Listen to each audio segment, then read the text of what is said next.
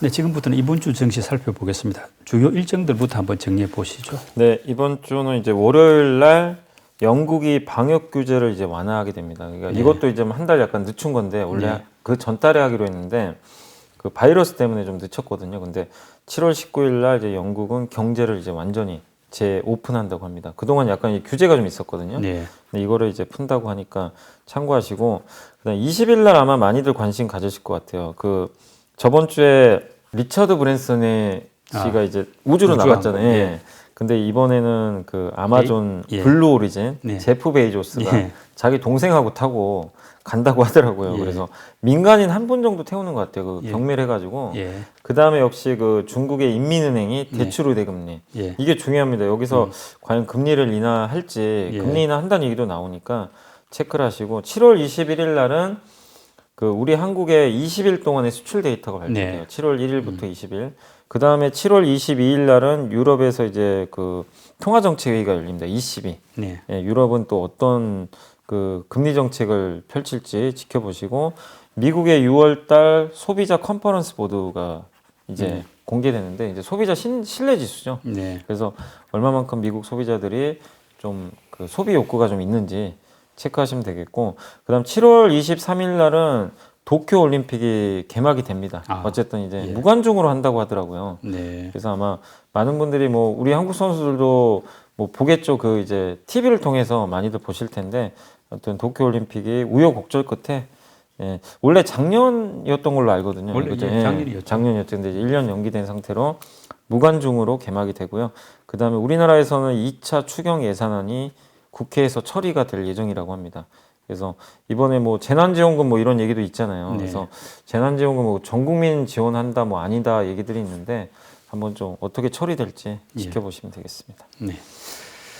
그리고 이번 주 증시에서 그러면 변수는 어떤 걸로 봐야 됩니까? 그러니까 이번 주도 사실 이제 그 제일 중요한 축은, 제가 봤을 때는 시장이 지금 크게 급등락은 안 할 거는 같은데, 지금 결국 이게 결정짓는 거는 저는 삼성전자하고 현대차 같아요. 네. 시장을 우리가 본다면 삼성전자, 현대차가 움직이는지 안 움직이는지 잘 체크를 하셔야 될 것 같아요. 네. 그래서 이번 주에 한번 움직일 수 있을지 체크하시고, 이번 주도 만약에 그냥 지지부진하면 예. 똑같아요. 그냥 종목 장세 계속 하루하루 이렇게 돌면서 가는 순환매가 펼쳐진다. 이렇게 좀 보시면 좀 좋을 것 같고, 그 다음에 역시 그 중국의 인민은행이 예. 대출 우대 금리를 발표를 할 텐데, 지금 시장에서는 되게 팽팽하거든요. 지준율 인하했으니까 이번에 더 할 거다. 네. 금리 인하까지 할 거다. 아니다. 그 정도까지 중국이 나쁜 건 아니다. 예. 이런 또 시각도 있는데, 어쨌든 이제 금리 인하하는 거는 나쁜 뉴스는 아니거든요. 호재죠. 예, 예. 어쨌든 호재니까. 그 다음에 이제 7월 19일 날 아까 말씀드린 대로 방역 규제가 완화가 되는데, 영국. 예. 이게 왜 중요하냐면은 델타 변이 바이러스도 지금 영국에서도 굉장히 심각하거든요. 그런데도 불구하고 이걸 만약에 강행을 한다는 건 자신감 같아요. 네. 변이 바이러스 우리 이길 수 있다. 왜냐? 백신이 있기 때문에. 예. 그러면 이게 돼서 효과를 발휘해주면 다른 나라들한테도 자신감을 불어넣어줄 수가 있어요. 네. 그러면은 또 어떻게 보면 이제 원달러 환율도 더 진정될 수도 있고, 예. 증시에도 좋은 뉴스니까 예. 한번 진짜 7월 19일 날 영국이 방역 규제 완화하고 어떤 흐름이 진짜로 한번 나올지 그 예. 부분도 체크해 보시면 좀 좋을 것 같습니다. 어쨌든 델타 바이러스가 유행하면서 다시 BBIG가 좀 주목을 받기 시작했지 않습니까? 네. 근데 이게 작년에 그렇게 좋았던 어떤 정도까지도 갈 수 있을까 좀 궁금한데 어떻게 보십니까? 이게요, 그러니까 이거 같아요. 그러니까 시장이 원하는 건, 작년에는 진짜 다 꿈을 먹고 갔는데 네. 올해는 꿈 더하기 현실까지 같이 겹친 것 같아요. 아, 그러니까 뭐냐면 이 안에서도 성장을 더 보여달라는 거예요. 예. 성장을 하되 계속 성장하는 게 눈으로 보여야 된다는 얘기죠. 네. 그래서 대표적인 게 바이오는 지금 안 가요. 예. 잘 안 가잖아요. 이제 바닥은 찍었는데 네. 이번에 잠깐 오르다 또 말아버렸고, 뭐냐 바이오 그래 뭐 고령하니까 성장하는 거 알겠어. 근데 신약 개발하는 거 성공해 안 해? 모르잖아요. 예. 그러니까 사람들이 그쪽은 투자를 잘 안 해요. 네. 눈에 안 보이니까. 예. 그러니까 성장 산업인데 내 눈으로 확인이 가능하면 네. 굉장히 이제 주가가 강하게 가는 것 같고, 인터넷도 마찬가지잖아요. 네이버, 카카오 보이잖아요, 네. 확실히. 근데 게임은 또 안 갑니다. 예. 일부 게임만 가요. 게임도 신작 출시하고 뭐. 이번에 카카오 게임즈가 1등 했잖아요, 예. 매출. 그러니까 주가 엄청 가고, 그 다음에 1등 했었던 NC가 2, 3등 밀리니까 네. 주가가 급락해 버리고. 그러니까 결국엔 꿈도 꿈인데 진짜 이제 그 꿈을 현실로 계속 보여주는 기업에 난 투자하겠다. 예. 이걸로 올해 바뀐 것 같아요. 그리고 2차 전지는 왜 이렇게 유독 강하냐? 2차 전지, 그러니까 풍력, 태양광, 뭐 2차 전지가 이렇게 있잖아요. 친환경 중에 보면 유독 강한 이유는 태양광하고 풍력은요 계속 실적에 대한 의구심이 지금 아직도 있어요. 예, 특히 태양광은 2분기 뭐 일부 기업들은 적자 난다는 얘기도 있고, 예. 그러니까 좀 긴가민가한 거예요. 성장하는 건 알겠는데 네. 특히 배터리 이번에 소재 업체들이 예. 주가 많이 가는데 그 기업들이 왜 갔느냐? 증설을 합니다. 아. 엄청나게 증설을 해요. 막 서로 경쟁적으로. 예. 증설한다는 얘기는 그만큼 수요가 엄청나다는 거죠. 그러니까 이 증설 공시를 보는 순간 내 눈으로 확인이 가능한 거죠. 아, 진짜 좋구나. 네. 그러니까 2차 전지 소재 업체들은 주가 날라갔고, 특히 좀 아쉬운 게 우리나라의 대표 LG, SK, 뭐 삼성 같은 이 세계 회사의 배터리 회사들은 좀 부진했어요. 예. 근데 그 밑에 있는 소재 업체들은 주가가 엄청 올라갔는데 이 기업들은 뭐 삼성이든 LG든 SK든 상관이 없습니다. 아니면 자동차 회사가 내재화를 해도 아무 상관이 없어요. 네. 그냥 공급하면 돼요. 누가 만들어도 좋은 거죠. 예. 예. 그러다 보니까 소재 업종으로 더 매수가 몰렸던 것 같아요. 예. 그래서 이 BBIG가 뭐 다시 부각된 건 맞는데 작년과는 확실히 다른 건 결국 진짜로 좋아지는 건지 예. 아니면 우리가 막연히 좋다고만 생각하는 업종인지 이거에 따라서 차별화는 굉장히 심했다라고 예. 보는 게 맞는 것 같습니다. 예. 근데 이제 성장주들이 힘을 받으려면 첫 번째 조건이 금리 안정이지 않습니까? 뭐 인하가 되거나. 근데 네네. 지금 미국 10년물 국채금리 같은 경우는 1.3% 수준으로 상당히 뭐 낮아졌으니까 네. 이걸 보면은 당분간 성장주들은 뭐 큰 문제는 없지 않을까 싶은데 네. 어떤가요?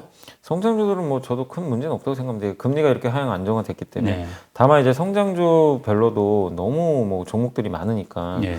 그 안에서도 가장 많이 오른 게 뭐 미국의 빅테크 기업이라든가 네. 한국에서도 뭐 네이버나 카카오 같은 소프트웨어, 뭐 메타버스 관련주 아니면 예. 엔터사들 이런 기업들의 주가가 사실은 굉장히 천정부지로 막 주가 올랐거든요.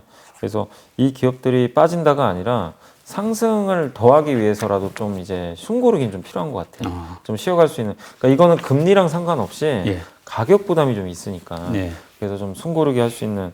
그리고 이런 급등주들이 또 올라가려면요. 더 센 걸 원해요. 투자들은. 더 내가 모르는 뭔가 센 재료가 나와야 돼요. 네. 근데 그게 나오지 않는다면 이렇게 급등한 상황에서 더 가기는 쉽지 않다는 거죠. 그래서 이 기업들은 금리와 무관하게 좀 쉬어가고 반대로 이제 성장주 중에서도 못 오른 기업들 같은 경우는 분명히 지금 이렇게 금리가 낮아진 거는 호재인데 다만 이제 당장 눈에 보이는 뭔가 모멘텀이 없다 보니까 주가 못 가는 건데 이 금리대가 이렇게 유지되면서 성장주의 유리한 환경이 펼쳐지면 결국엔 또 순환매라는 게 돌거든요. 네. 그러니까 올라갔던 이 성장주가 좀 빠지고 덜 올라갔던 이런 성장주 쪽으로 매수가 들어올 수 있어요. 그러니까 대표적인 게 뭐 거기에 반도체가 될 수도 있고 그다음에 또 이 뭐 게임 업종이 될 수도 있습니다. 네. 게임 업종도 이제 업종마다 다르지만 상대적으로는 좀 못 오른 업종 중에 하나거든요. 그리고 바이오도 마찬가지예요. 예. 그리고 친환경주도 지금 너무 2차 전지만 간 것 같아요. 태양광, 풍력, 수소 네. 이 세 가지 큰 그림의 테마가 있는데 이쪽은 역시 뭐 아까 말씀드린 대로 사람들이 눈길을 잘 안 줍니다. 네. 당장 뭐가 안 보이니까. 근데 이런 환경하에서 성장주들이 간다면 저는 또 돈다고 봐요. 예. 이쪽으로. 그래서 성장주에서 좀 덜 오른 섹터 보는 거는 되게 좀 의미가 있다라고 예. 생각합니다. 우선 유럽에서 이제 탄소 국경세 초안이 나왔는데 말씀대로 2026년부터 도입된다고 하지 않습니까?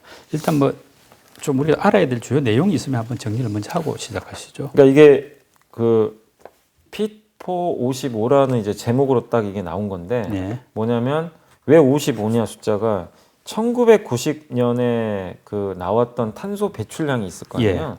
그거 대비해서 55%로 줄이자. 아. 그러니까 예를 들면 1990년에 100이라는 게 배출이 됐으면 이제는 그 배출을 딱 45만 하자는 거죠. 네. 55%를 줄여야 되니까. 아. 예, 그런 내용입니다. 그래서 그 2030년까지 그러면 지금 얼마 안 남았어요. 8년인데 네. 이거 줄이려면 장난이 아니거든요. 사실 네. 그냥 우리가 55% 줄일 수 있는 거 아니야? 이럴 수 있는데 아무리 우리가 뭐 신재생을 하고 이런다고 하고 뭐 전기차를 해도요. 탄소 배출 줄이는 건 그렇게 쉬운 게 아니거든요. 네. 지금 모든 경제 구조를 다 바꿔버려야 되잖아요. 에너지원을. 그러니까요. 예. 그래서 이제 뭐 자동차도 2035년부터는 아예 전기차만 팔아야 돼요. 수소차는. 예. 그럴 정도로 굉장히 강력한 규제고 여기에 그리고 그 페널티가 들어갑니다. 네. 지켜야 되니까. 예. 거기 들어가는 게 탄소 국경 조정세. 네. 그러니까 한마디로 유럽에 수출을 할 때 너네들이 뭐 시멘트를 만들건 철강을 만들건 상관없는데 우리랑 거래를 하려면 탄소 배출 줄여라. 탄소 배출 한 만큼 우리는 세금 매기겠다. 네. 이런 이제 내용이거든요. 그렇게 되면은 타격을 좀 받는 나라나 예. 기업들이 나오겠죠. 네. 근데 실제적으로 그 우리나라가 그렇게 타격을 받는 거 아니고 그 보고서를 보니까 가장 타격을 많이 받는 나라가 러시아하고 터키래요. 네. 그리고 우리나라에서 지금 제일 영향이 클 것으로 보이는 게 지금 현재는 철강 산업이라고 합니다. 네. 왜냐하면 다른 것들은 그렇게 유럽에 크게 수출을 안 하는데 가장 많이 수출하는 게 지금 이번에 그 나온 그 포함된 것 중에 철강이에요. 예. 근데 정유화학은 이번에 포함이 안 됐어요. 네. 예, 그래서 철강이 제일 문제인데 철강도 근데 너무 뭐 걱정만 하실 필요는 없는 게 이게 유럽에서 아직 정확히 결정된 건 아닌데요. 우리나라의 철강 회사들도 지금 이산화탄소 배출이 되고 있거든요. 그래서 탄소 배출권을 사요. 네. 배출한 만큼 미리 사가지고 비용 처리를 하고 있는데 이거를 만약에 유럽이 인정을 해주면 굳이 세금을 안 물어도 된다는 거죠. 아. 우리 이만큼 이미 구매했다. 예. 그리고 철강 업종에 이게 무조건 악재는 아니에요. 왜 이 말씀을 드리냐면 이 능력이 안 되는 업체들은 아마 고로 생산량을 줄여버릴 수밖에 없어요. 예. 이산화탄소 배출을 줄여야 되니까. 네. 그러면은 철강의 공급강이 해소되는 거거든요. 또 아. 그러니까 공급적인 면에서는 예. 좋을 수도 있어요. 그래서 그냥 요새 기사를 보고 여러분들이요 너무 기사를 그냥 보고 아 진짜 큰일 났네. 이대로 하면 진짜 우리나라 이제 엄청난 손해를 보겠다. 이걸 너무 그렇게 생각하지 마시고 진짜 디테일하게 생각은 해보셔야 돼요. 철강업종 투자하시는 분들이 그냥 이것만 보시고 아 이제 난 철강주 안 해야지 이러지 마시고 시간도 충분하고 오히려 공급이 줄어든다는 효과도 있고 또 한국의 포스코는 돈이 많아요. 오히려 기회가 될 수 있어요. 네. 여기서 오히려 친환경 공법으로 넘어갈 수 있고 예. 사실 포스코는 아시겠지만 뭐 이것 때문인지 모르겠지만 몇 년 전부터 2차 전지 그 소재 산업을 엄청 준비했었잖아요. 그렇죠. 예. 예. 광산도 그래서, 예, 많이 광산, 이렇게 리튬도 사고. 있고. 예. 예. 근데 그게 또 좋은 이유 중에 하나가 미국이 요즘에 하는 거 중에 하나가요. 배터리를 만들 때 양극재나 음극재가 다 소재잖아요. 네. 광물 소재인데 그게 중국이 다 해요. 네. 의존도가 너무 높아요. 근데 미국 입장에 그게 싫은 거죠. 음. 그래서 이제 어떻게 보면은 우회로로 예. 한국의 포스코를 이용할 가능성도 분명히 있습니다. 아. 포스코뿐만 아니라 다른 업체들 중국을 배제한. 그렇게 보면은 포스코 입장에서도 지금 분위기가 나쁜 건 솔직히 네. 아니거든요. 그래서 그런 또 흐름도 있으니까 여러분들이 포스코를 그러니까 철강주를 너무 그냥 이것 때문에 그냥 이제 아, 너무 안 좋다 이렇게까지는 보실 필요는 없는 것 같습니다. 그래도 이제 뭐 철강이나 뭐 네. 또는 뭐 시멘트, 내연기관 이런 데는 부담이 되지만은 네. 또 뭐 2차 전지라든지 뭐 또 수소, 또 전기차 이런 쪽 우리가 또 혜택을 보는 섹터도 분명히 있을 거 아닙니까? 있죠. 그러니까 이건 당연히 전기차 쪽은 당연히 이제 더 커지는 거죠. 네. 이게 자동차 산업 이제 규제가 강화되는데 2035년까지 이제 유럽 내에서는 내연기관차는 이제 판매가 금지됩니다. 예. 근데 못 팔아요. 아예. 네. 굉장히 좀 강화돼 있고 그리고 이렇게 되면 그 전기차 비중이 이 55% 수치를 달성하려면요. 예. 전기차가 2030년까지요. 전체에서 60에서 70%까지 비중이 늘어나야 된다. 예. 그거 엄청난 거죠, 사실은. 네. 예. 그 거의 대부분 그냥 전기차로 바꿔야 된다는 얘기거든요. 그 정도로 좀 공격적이고, 그 다음에 아까 말씀드린 대로 35년부터는 아예 그냥 신차 판매부터 못하게 막아버리니까 굉장히 좀 그 파급력이 있을 수밖에 없는 것 같습니다. 그리고 이런 것들을 더 강력하게 이제 도움을 주기 위해서 사실 전기차나 수소차를 안 사시는 이유 중에 하나가 우리 한국의 뭐 자동차 타시는 분들 다 마찬가지 생각일 거예요. 충전소가 없어요. 그런 걸 대비해서 유럽은요, 이거 이제 법제화하는 것 같더라고요. 그 도로에 60km마다 아. 전기차 충전소를 설치를 하고요. 예. 수소차 충전소도 있어요. 아. 150km마다 예. 주요 도로에. 예. 이거를 아직은 결정된 건 아닌데 이번에 집행위에서 이게 제안을 했던 것 같아요. 네. 이것마저 통과되면 인프라를 까는 순간 엄청나게 대중화가 빨라집니다. 네. 예. 그래서 유럽은 아예 그것까지 머릿속에 그림을 그리고 있는 것 같아요. 그래서 확실히 친환경차 판매 비중은 더더욱 늘어나고 여기서 함의하는 게 뭐냐면 우리가 전기차 좋은 건 다 알잖아요. 예. 근데 제가 방금 뭐라 그랬죠? 기대 안 했던 수소차까지 여기 포함이 돼 있어요. 네. 수소차는 150km 간격으로 충전소 설치. 수소차의 장점이 분명히 있어요. 주행 거리가 압도적으로 길고요. 예. 그 다음에 충전 속도가 정말 빠릅니다. 우리 그냥 주유소에서 휘발유 넣는 거 거의 똑같아요. 아, 그 정도 속도예요. 예. 5분 안에 다 끝난대요. 그리고 오랫동안 달릴 수 있고 대신에 이제 충전소가 없다는 게 좀 단점인데 이렇게 깔아주면 유럽에선 특히 상용차 중심으로 수소차가 커질 수 있어요. 예. 근데 이게 왜 좋냐? 현대차는 전 세계 1등이잖아요. 그렇죠. 수소차. 예. 예, 그러니까 현대차한테 되게 유리한, 넥슨가? 예. 네 맞아요. 유리한 법안이 좀 예. 나온 거 아닌가 예. 이렇게 좀 생각하고 있습니다. 충전 인프라들도 상당히 도움을 받을 수 예, 있겠네요. 그렇죠. 그러니까 충전 인프라 시장도 앞으로 커질 수밖에 없어요. 중국의 2분기 GDP 성장률이 7.9% 전망치 상당히 못 미쳤지 않습니까? 네, 네. 이거는 뭐 글로벌 정시에 좀 부담 요인 아닙니까? 부담, 그러니까 그러니까 이것도 되게 두축이더라고요. 그러니까 네. 부담으로 본다는 분도 계시고 역으로 그러니까 부양할 수 있는 거 아니냐. 오히려 그러니까 너무 좋은 걸 걱정해야 되는 거 아닐까. 그러니까 우리가 진짜 올해 상반기에 걱정했던 게 중국이 너무 성장률이 높아가지고 예. 진짜 긴축하면 어떡하나. 왜냐하면 실제로 중국이 너무 좋아서 2004년도에 금리 올려가지고 우리나라가 증시가 진짜 폭삭 주저앉은 경험이 있거든요. 네. 엄청나게 빠졌어요. 그때 지수가 고점에서 20% 폭락했어요. 한 2달 만에 어마어마한 하락이 나왔거든요. 예. 네, 그런 경험이 있기 때문에 오히려 긴축이 무섭지. 그러니까 중국의 경제 성장률이 좀 오히려 안 나와서 금리를 인하하는 거는 좋은 거고 제일 안 좋은 건 사실 이거죠. 중국이 경제 성장률도 고만고만한데 네. 생각보다 안 좋은데 이제 자산 가격이 올라가거나 부동산이 너무 올라가서 우리는 경제보다는 이거 잡아야 되겠다. 네. 이렇게 나와버리면 이건 재앙이거든요, 솔직히. 네. 근데 그건 아닌 것 같아요. 예. 왜냐면 이번에 지준율 인하해버렸잖아요. 네. 그러니까 중국이 생각하는 건 중국 정부도 부동산 가격이나 자산 가격과 별개로 결국에는 그 경기를 살리기 위한 쪽에 방점을 더 두고 있구나. 특히 중소기업 살리려고 이번에 지준율 인하했더라고요. 그러니까 그거 보면 부양 의지가 있는 거예요. 그래서 이번에 나온 지표를 나쁘게 보는 것보다는 오히려 좀 긍정적으로 네. 바라볼 필요가 있지 않나. 실제로 이걸 뭐 금리 인하까지 할지는 아직 모르겠어요. 이번 주에 한번 보시되 네. 일단 지금 경제 성장률이 약간 밑으로 나온 거는 저는 개인적으로 그렇게 나쁘게 해석하지는 않고 있습니다. 예. 그리고 이제 버전 갤럭틱이죠. 리처드 버랜슨 회장이 네. 이제 뭐 항공 우주로 한번 나갔다 왔고 또 아마존 창업자 제프 베이조스도 뭐 이제 우주여행 한다 이래가지고 화제인데 말하면 우주 관광이 뭐 진짜 현실로 좀 되는 그런 분위기 아닙니까? 네. 그러다 보니까 항공 우주 이쪽 섹터한테는 상당한 호재가 될 수도 있지 않겠느냐. 새로운 시장이 열리니까요. 네네. 그렇게 보이는데 어떤가요? 그러니까 옛날에는 올드 스페이스라고 미국의 나사하고 구소련이죠. 예. 예, 그 소련이 체제 경쟁하면서 우리가 더 기술력이 좋다. 네. 국가 간의 싸움이었어요. 옛날에는. 그렇지만 이제 지금의 경쟁은 국가 간의 경쟁이 아니라 나사의 이제 위치도 많이 네. 그 줄어들었고 민간 기업으로 이제 넘어가는 것 같아요. 예, 그래서 주도권이. 미국, 예. 맞아요. 그래서 아마존도 있고 또 이번에 테슬라 이제 일론 머스크의 스페이스X도 네. 있고 또 거기다가 이번에 리처드 브랜슨의 그 회사도 있고 여러 가지 버진 갤럭틱이죠. 네. 그리고 마이크로소프트도 이쪽 사업을 하고 있더라고요. 예. 마이크로소프트 우주 산업. 그래서 우리 그 미국의 빅테크 회사들이요 다 지금 뛰어들고 있어요. 네. 돈이 된다고 보는 거죠. 근데 이게 왜 뛰어드냐면 결론은 저는 그걸로 보였어요. 우주여행 물론 좋죠. 나중에 돈도 벌고. 근데 우주여행은 좀 대중화까지는 시간이 좀 걸리거든요. 네. 근데 이 우주 산업에서 가장 왜 이것들을 열을 올리냐면 인공위성 때문인 것 같아요. 네. 인공위성을 저궤도로 띄우면 예. 벌써 그 스페이스 X 같은 경우는 한 1000개 정도 띄웠다고 하더라고요. 네. 인공위성을. 그럼 그걸로 뭐 할 거냐? 통신하는 거거든요. 초고속 인터넷. 예. 음영 지역이 없어요.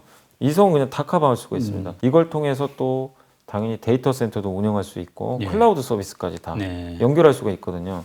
그러니까 구글도 있죠, 뭐 아마존도 있죠, MS도 있죠. 이 기업들이 자꾸만 여기에 관심을 갖는 건 저는 우주여행도 있겠지만 당장의 그 통신망 구축을 위한 예. 자기네들 사업을 하기가 편하거든요. 그러면 네. 그런 것들에 대한 하나의 좀 필요성에 의해서 하는 거 아니냐. 저는 일단 이렇게 보고 있고 그러다 보니까 이쪽 생태계는 더욱더 커지겠죠. 옛날에는 우리나라도 정부가 다 알아서 했죠. 근데 미국만큼은 아니지만 정부에서도 이번에 민간 기업하고 같이 하잖아요. 특히 방산업체들. 네. 뭐 하나에어로스페이스, 한국항공우주, LIG 넥슨하고 같이 하고 10월 달에 누리호 발사체도 있고 그러니까 한국도 미국 스타일로 조금씩 민간에 넘기려는 그런 모습들이 나오고 있어서 우주 산업은 앞으로 뭐 성장이 담보된 또 네. 가장 확실한 산업 중에 하나가 아닐까라고 생각을 하고 있습니다. 네. 이제 항공 우주에서 이 바다로 내려와 보면 네. 최근에 조선주가 수주가 엄청나게 좋다고 그러더라고요. 그런데 막상 주가는 뭐 그렇지가 못한데 네. 이유가 뭔가요? 조선주는 지금 논란이 심한 게요. 두 개예요. 네.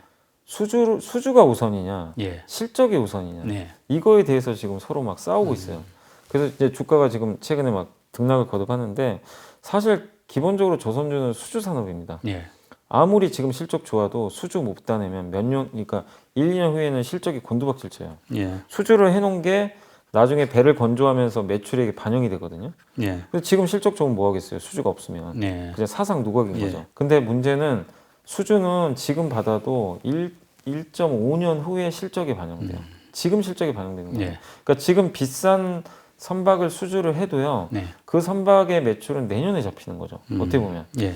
근데 지금 실적에 반영되는 것들은 작년에 저가 수주한 것들이 반영. 예. 그 당연히 수익성이 안 좋아요. 네. 예, 거기다가 배를 지금 만들잖아요. 예. 배 만들 때 가장 중요한 게 후판, 예. 예, 철강이죠. 네. 이게 얼마 전에 포스코에서 이건 이제 그 기사화가 좀 됐던 거긴 한데 아직 가격이 많이 올렸죠. 예, 뭐 115만 원 요구했다고 하더라고요. 예. 톤당. 톤당. 예, 60%예요. 예. 그러면 이제 조선주는 아예 배 만들지 말라는 얘기거든요. 사실은 네. 엄청난 원가 부담이 생겨버려요. 네. 그러니까 이게 딱 이제 나오는 순간, 이거 진짜 조선주 큰일 났네. 예. 이 배를 만들어도 손해가 너무 막심하니까 예상치 않은 비용이 생겨버렸잖아요. 그럼 예. 충당금을 써야 되거든요. 네. 손실 아하. 미리 잡아줘야 돼요. 예. 이게 만약에 그 톤당 100만 원까지만 인상이 된다고 친다면, 그러니까 지금 115만 원까지 요구를 했지만, 뭐 예를 들어 100만 원이면 그 우리나라 전체 조선사들이 이 계산을 해야 될 충당금이 1조 원이 넘어간대요. 어마어마하네요. 어마어마한 거죠. 예. 근데 이거 당장 뭐 어떻게 하겠어요? 1조 원이면 어닝 쇼크가 예. 장난이 아닌 거죠, 사실은. 예. 그럼 재무 구조가 또 안 좋아지거든요. 네. 그러면 또 잘못하면 유상자 또 할 수도 있고. 네. 예, 이러다 보니까 좀 두려움이 커지는데, 근데 분명한 건 저는 너무 걱정하지는 마시라고 좀 말씀을 드리고 싶은 게, 이게 조선 회사들도 바보는 아니거든요. 왜냐하면 지금 후판 가격 올라가는 건 누구나 다 알고 있어요. 네. 전 세계 선주들도. 그래서 조선 회사들도 지금 도크가 많이 차 있어요. 네. 그래서 아무거나 수주 안 합니다. 이번에 현대중공업인가요? 한국조선해양이 수주 목표치 다 달성했대요. 예. 지금 이제 6월 달 넘었는데 네. 벌써 1년치 목표했던 걸 다 넘겨버렸어요. 그렇다는 얘기는 도크가 차 있는 건데, 예. 그러면 아무거나 수주 안 받습니다. 아. 구미에 맞는 것만. 예. 그러면 자연스럽게 성과가 올라가요. 네. 그러면 이 후판 가격을 다 올려버리겠죠. 인상을 해버리겠죠. 예. 그러니까 마치 그 음식료 회사들이 예. 농산물 가격 올라가서 이번에 뭐 가격 전가한다고 하죠. 맞아요. 예. 얼마 전에 뭐 라면도 올렸던 것 같고 막 네. 그런 얘기들이 있었잖아요. 근데 비슷한 거죠, 사실은. 아. 결국에. 그러니까 지금은 좀 힘들 수 있지만 예. 가격 전가를 올릴 수 있는 그 환경은 맞거든요. 네. 수주가 너무 잘 되니까. 그리고 과거에도 2007년도에 그 조선주 엄청난 빅사이클 나올 때도 2005년도에 후판 가격이 엄청나게 올라간 적이 있었어요. 근데 당시에 그 조선사들 실적 당연히 안 좋았습니다. 주가도 빠졌어요. 근데 어떻게 됐냐면 2년 후에 주가 날아가 버렸죠. 아. 후판 가격 쫓아가가지고 예. 성과도 올라가고 그런 그림이 예전에 한번 있었거든요. 네. 그래서 이런 뉴스 때문에 좀 최근에 주가가 좀 부진하긴 하지만 기본적으로 제일 중요한 건 수주입니다. 예. 수주가 잘 되면 저는 다 이길 수 있다고 생각하거든요. 그래서 조선주에 대해서 수주 계속 체크하시면서 현재까지의 수주 점수는 어쨌든 너무 좋다. 네. 목표치를 넘었기 때문에 그래서 너무 염려할 필요까지는 없지 않을까라고 생각을 하고 있습니다. 그리고 이번 주에 기대하는 업종이 있을 거 아닙니까? 주로 어느 쪽을 좀 주시하십니까? 일단 뭐 그냥 요거는 이제 한 가지만 말씀드리면 이제 음식료 좀 많이들 궁금하실 것 같아가지고 네. 그러니까 물론 좀 주가가 지난주에 좀 올랐어요. 그것 때문에 예. 이제 오뚜기가 13년 만에 네. 라면 가격을 올렸잖아요. 한참 아. 이제 화제가 됐어요. 예, 그래서 예. 왜냐하면 라면 값을 올리기가 너무 어렵나 봐요. 이게 서민 기업식품이다 보니까 그렇죠. 올리는 순간 점유율을 뺏길까봐 예. 다른 업체가 이제 가져갈 수 있으니까 그리고 특히 오뚜기 진라면은 아시겠지만 저가 상품으로 되게 유명하잖아요. 네. 그러니까 점유율도 많이 눌렸는데 그래서 사실 눈치를 많이 봤죠. 근데 이번에 올렸다는 거는 안 올리면 안 되는 상황이에요. 지금 네. 너무 원재료 가격이 올라가서 특히 이 라면 만들 때 많이 쓰이는 게 팜유라고 하더라고요. 예, 이 팜유가 팜유, 들어가는데 예. 이 가격이 엄청나게 올랐어요, 사실은. 아. 그리고 밀가루 가격도 당연히 올라가고 그러다 보니까 결국엔 결정을 했는데 근데 이게 올렸다는 게 뭘 의미하냐면 지금 이제 농심이나 삼양식품도 올릴 가능성이 높아졌어요. 예. 당연히. 네. 이제 오뚜기가 올려줬기 때문에 그러니까요. 당연히 올릴 것 같고, 근데 이쪽만 올릴 거냐? 음식료 섹터 전체적으로 이제 부담이 없어요. 예. 아니 라면마저 올렸다고? 네. 그럼 이제 우리도 올리자. 아. 이런 분위기가 확산될 수도 있어요. 네. 소비자 입장에서는 좀 안 좋은 뉴스도 있을 수도 있는데 주주 입장에서는 되게 좋은 뉴스가 나온 거죠. 네. 왜냐하면 우리나라 음식료 생태계를 아시겠지만 성장을 못합니다. 예. 인구가 한정돼 있고 먹는 양이 정해져 있잖아요. 네. 근데 정상적으로는 이 매출이 늘 수 없는 구조예요. 그럼 어떻게 해야 되냐? 단가를 올려야 돼요. 네. 돈을 벌려면.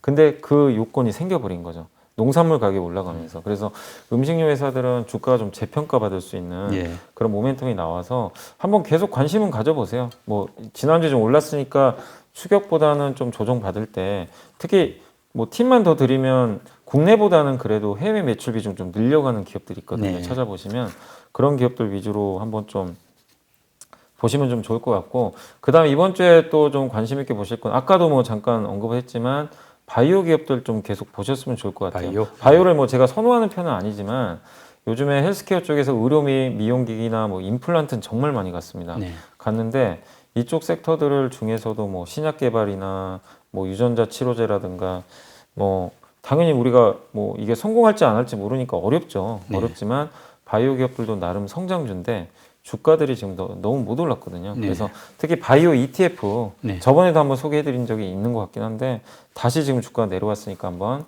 바이오 ETF에 대해서 예. 뭐 대표적으로 뭐 바이오 ETF 하면 코덱스 바이오 같은 거 네. 예, 이런 것들이 있으니까 한번 여러분들이 좀 그 관심을 갖고 좀 봐주시면 좀 좋을 것 같고, 그리고 이번 주에 갈지 뭐 다음 주가 될지 모르겠지만 하반기를 대비하는 측면에서 네. 당연히 지금 저는 계속 앞으로 좋아질 걸 사야 된다고 생각하는데 그 안에서 못 오른 거 네. 그걸 봐야 되는데 역시 가장 대표적인 게 자동차 같아요. 자동차. 자동차 요새 좀 사람들 또 관심이 뜸해지고 있잖아요. 예. 근데 자동차 중에서도 그걸 보시면 좋을 것 같아요. 부품 회사들. 부품. 왜 부품이냐면 완성차는 좀 올라갔었거든요. 네. 예, 근데 부품 회사는 못 갔던 이유가 가격 전가를 할 수가 없어요. 예. 뭐 완성차는 올리지만 부품 회사는 반도체가 없으면 차를 못 만드니까 매출이 안 나와요. 예. 실적이 안 좋아지죠. 거기다 한 가지 더 쓰는 게 운임이 너무 비싸져 가지고 네. 수출 비용까지 늘어났는데 이 두 가지가 이제 해소돼요. 예. 조금씩. 그럼 역으로 보면 이쪽 섹터를 한번 살 수 있는 또 요인이 되는 거니까 예. 한번 관심 있게 보시고, 그리고 하나만 더 말씀드리면 시장이 뭐 조정 받을 수도 있지만 계속 좀 증권이나 보험주 쪽 보시면 좋겠어요. 네. 올라간다는 개념보다도 그 제가 찾아보니까 배당을 되게 많이 주더라고요. 아, 배당. 그러니까 예를 들면 삼성증권이요, 아직 결정은 안 됐는데 올해 예상 실적 기준으로 작년 정도 배당 성향이 나오면요 배당 수익률이 8%예요. 와, 엄청나네요. 네, NH투자증권이 7% 정도 되고요. 예. 그 카드 회사 삼성카드 있죠. 예. 거기가 6%가 넘고, 그러니까 이런 금융주 중에서 돈 잘 버는 기업들이 예. 배당 수익률이 굉장히 높습니다. 그래서 이번 여름에 예. 이쪽 좀 저축한다는 개념으로 배당주 사놓으시면 아마 겨울 또 따뜻할 수 있거든요. 그래서 이런 것도 한번 예. 체크해 보시면 좋을 것 같습니다. 네. 그리고 이번에는 이제 초보자를 위한 팁 제공으로 이제 연불리의 보고서를 듣는 네. 순서인데요. 어떤 내용인지 궁금합니다. 역시 그래도 친환경 관심들이 많으니까 예. 그 나왔던 보고서 중에 이건 이제 좀 7월 6일 날 나왔던 보고서긴 한데요. 그래서 소개해 드리는 게 좋을 것 같아서 제목이 뭐냐면 탄소 중립 수소 매수. 네. 수소 쪽을 보자는 내용이고 네. 신한금융투자의 하명도 최원석 애널리스트 분이 일단 이제 적어준 자료입니다. 당연히 재생에너지는 이제 가속화될 수밖에 없잖아요. 다른 걸 줄여야 되니까. 근데 문제는 그 넘어가는 과정에서 과도기 동안 바로 신재생을 할 수가 없어요. 예. 그래서 요즘에 나오는 게 원전 얘기가 자꾸 나오는 예. 게 원자력은 이산화탄소 배출이 없으니까. 네. 근데 원전은 논란이 또 심하잖아요. 막 예. 그러다 보니까 결국 그 중간지대에서 뭘 좀 해야 되는데 그래서 나온 게 수소하고 탄소 포집 장치래요. 아, 특히 수소 같은 경우는 이게 원유를 대체할 최적의 원자재라고 합니다. 예. 이거 왜냐면은 보통 에너지를 이게 저장하기가 되게 어렵거든요. 예. 뭐 전기 생산했을 때 태양광이나 풍력 같은 건데 수소는 그 자체가 그냥 저장할 수 있는 에너지가 되는 거예요. 네. 그래서 그냥 수소 탱크에 넣고 이동할 수도 있는 거고, 그래서 이동이 가능한 유일한 재생 에너지라고 적어줬거든요. 그래서 예.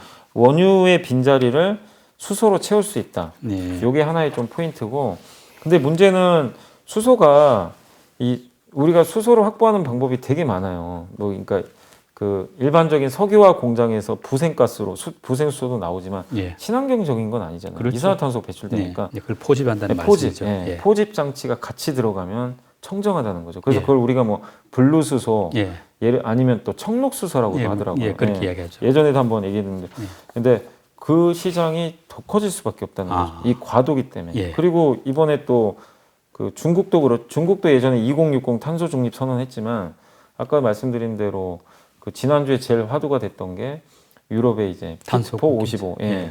55% 줄여야 네. 된다. 그거 가기 위해선 초기 단계에는 무조건 이게 들어가야 되거든요. 네. 탄소 포집 장치가. 예. 그래서 탄소 포집 장치와 수소에 연관된 기업들을 여러분들이 한번 좀 잘 찾아보시면 좋을 것 같고, 또 한 가지 여기 뭐 나온 건 아니지만 그 탄소 배출권 관련된 기업들도 괜찮을 것 같아요. 네. 왜냐하면 탄소 배출을 줄이기 위해서 비용 그 세금을 안 내려면 탄소 배출권을 사도 하나의 방법이거든요. 그래서 한국에도 그런 또 탄소 배출권 거래하는 기업들이 있으니까 예. 거기에 관련된 아마 기업들도 한번 공부를 해보시면 좀 좋을 것 같습니다. 탄소 배출 이슈가 발등에 불이 된 느낌입니다. 탄소 배출량 감소는 먼 미래의 숙제가 아니라 당장 우리 기업의 사활을 가르는 핵심 변수가 됐습니다. 투자 시에도 이런 점을 반드시 유념해야 될 것 같습니다. 염블리의 비밀노트 오늘 순서 마칩니다.